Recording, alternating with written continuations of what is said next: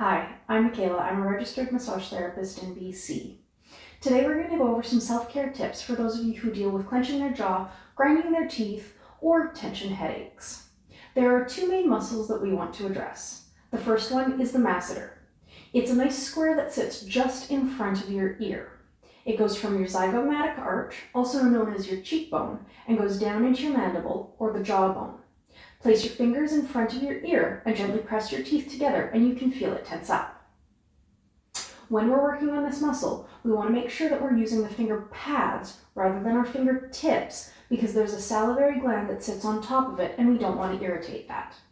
Take 3 fingers and place the first one just in front of your ear under your cheekbone, then place the other 2 alongside it at the bottom edge of your zygomatic arch. Then gently pull down along the muscle. You can also do this while you slowly open your jaw. Repeat this 2 or 3 times. The second muscle is called the temporalis. It's a fan-shaped muscle that sits over your temporal fossa. It goes into your mandible or jawbone behind the zygomatic arch or cheekbone.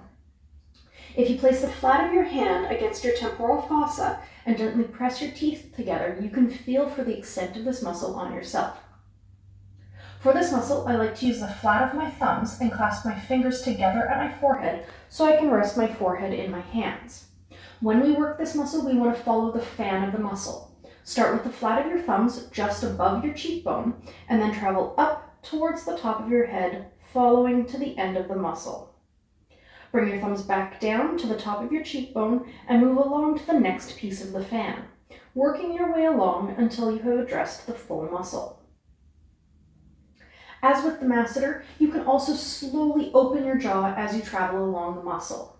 Addressing these muscles a few minutes every couple days does a lot to really reduce that tension and the jaw clenching.